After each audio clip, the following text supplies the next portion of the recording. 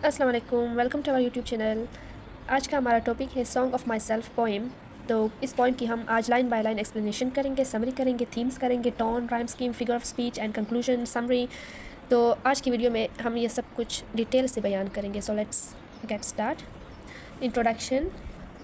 Song of Myself by Walt Whitman is a celebrated poem that explores themes of self-discovery, interconnectedness, and the beauty of existence.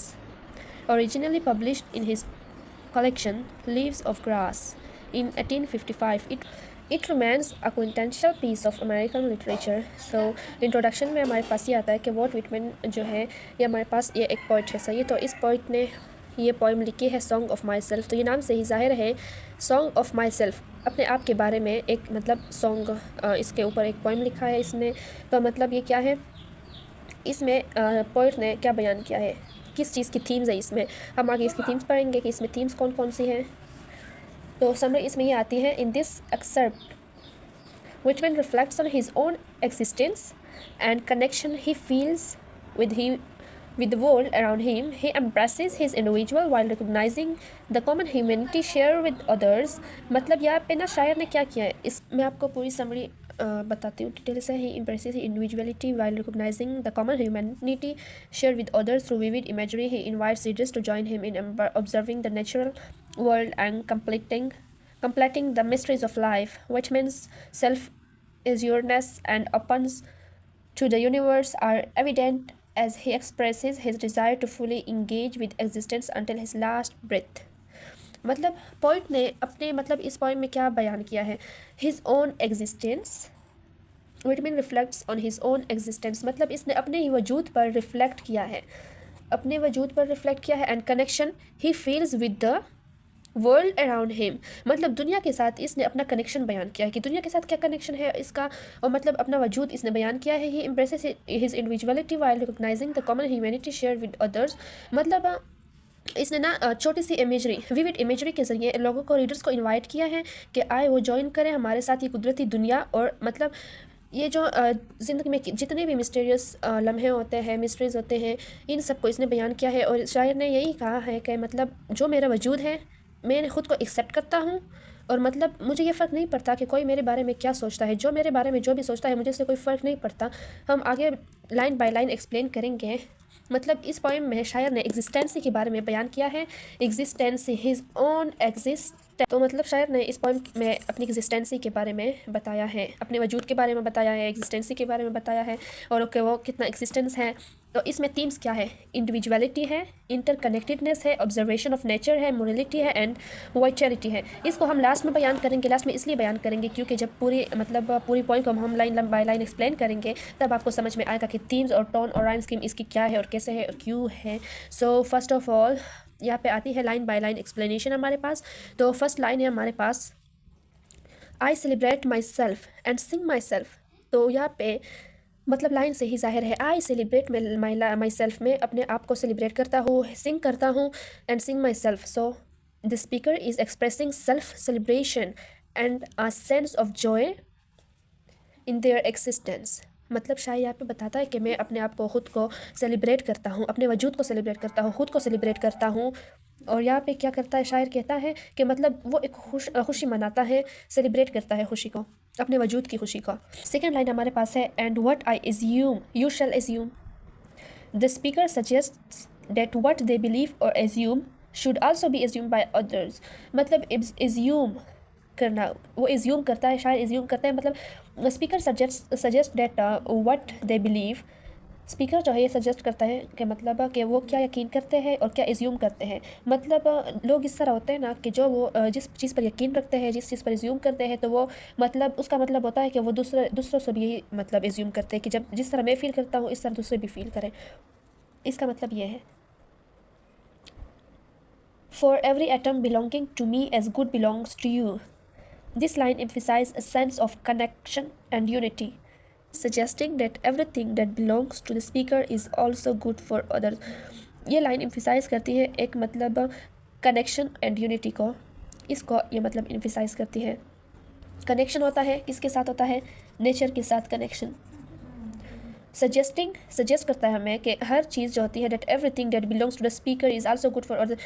हर वो चीज़ जो speaker से belong करती है, हर वो चीज़ जो स्पीकर से बिलोंग करती है वो हमेशा मतलब वो गुड दूसरों के लिए अच्छी होती है। फोर्थ लाइन में है I love and invite myself. The speaker is embracing usually relaxed state and inviting their soul to engage in contemplation और reflection। इस लाइन में स्पीकर क्या कहता है? इस लाइन में स्पीकर जो होता है वो मतलब रिलैक्स्ड स्टेट में होता है, मतलब आरामदाह हालत में होता है, आरामदाह हालत में होता है। और क्या कहता है? Inviting their soul to engage in contemplation और रिफ्लेक्शन, और अपने आप मतलब अपने सोल को भी वो करता है, इन्वाइट करता है। अब यहाँ पर है I lean and loaf at my ease observing a sphere of summer grass. This line describes the speaker's casual observation of nature finding significance in even the smallest details. इस लाइन में शायद क्या डिस्क्राइब करता है? इसमें मतलब वो casual observation nature का वो डिस्क्राइब करता है, और मतलब इसमें ना ये नेचर के साथ कनेक्टेड है ये लाइन, मतलब ये सारी पॉइंट नेचर के साथ ही कनेक्टेड है। सिक्स लाइन में क्या कहता है? My tongue every atom of my blood formed from this सोil this air. This speaker emphasizes their connection to the natural world, highlighting their physical and spiritual organs. इसमें क्या करता है शायर? My tongue, मेरी ज़ुबान, every atom of my blood, मेरे खून का हर एक atom, formed from this soil this air, बना है इस सॉइल से और इस एयर से बना है। मतलब मेरी ज़ुबान और मेरे खून का हर एक एटम जो है वो इस सॉइल और एयर से बना है। तो इसमें क्या करता है? इसमें स्पीकर जो है वो मतलब अपने आप को कनेक्ट करता है नेचुरल मतलब कुदरती दुनिया के साथ ही कनेक्ट करता है। इसके बाद 8th लाइन है हमारे पास born here of parents, born here from parents the same and their parents the same. This line underscores the speaker's lineage and ties to their ancestry and heritage. इसमें क्या कहता है शायद? Born here of parents, born here from parents the same, the air sorry and their parents the same, मतलब सब कुछ same है। मतलब born here parents of parents मतलब पैदा किया इन्हें पेरेंट्स ने, बोर्न हेयर फ्रॉम पेरेंट्स और ये पेरेंट्स से ही पैदा हुए हैं, सेम बात है मतलब। और क्या करता है? And their parents the same, उसके पेरेंट्स भी सेम है। मतलब इसमें क्या करता है? स्पीकर जो है वो बांधता है, टाइज मतलब बांधना। तो इस लाइन में शायर क्या करता है? ख़ुद को मतलब बांधता है नसब ख़ानदान के साथ। मतलब इसमें लीन एज का मतलब है नसब, एंसेस्ट्री का मतलब है ख़ानदान,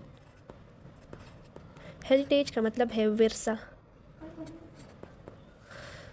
तो this line underscore the speaker's lineage and ties to their ancestry and heritage.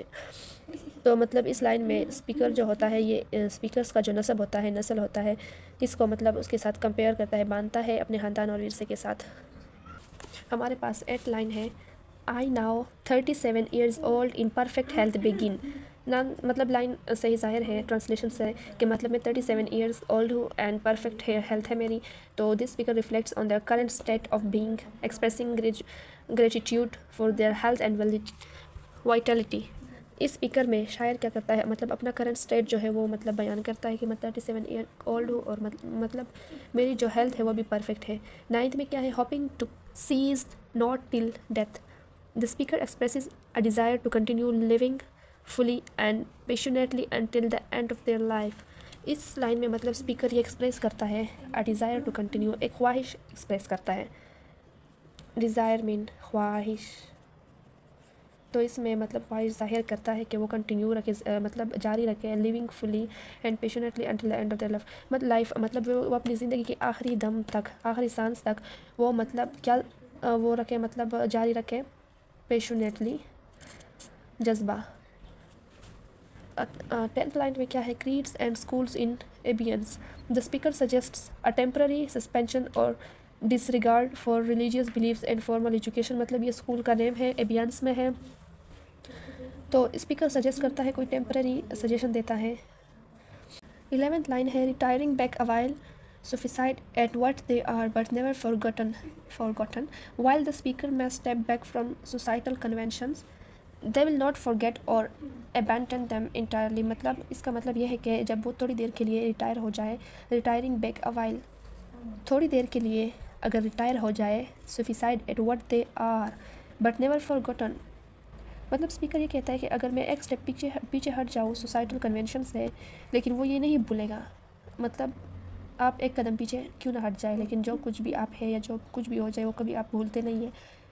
तो 12th लाइन में है, I harbour for good and bad, good or bad. I permit to speak at every hazard. Speaker acknowledges and accepts all aspects of themselves, allowing them to speak freely regardless of the consequences. मतलब speaker इसमें क्या करता है, बताता है और accept करता है तमाम aspects.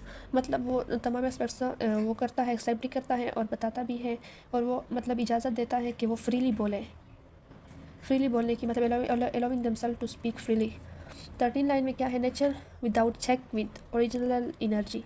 This line celebrates the unbridled power and vitality of nature, suggesting that it operates without restraint or inhibition. इस poem की introduction है हमारे पास। Intro. The provided excerpt is form of poem expressing the speaker's profound sense of self-contentment and acceptance of their existence independent of external recognition or validation. Short summary इसकी है, the speaker assert their contentment with their own existence regardless of whether other acknowledges them.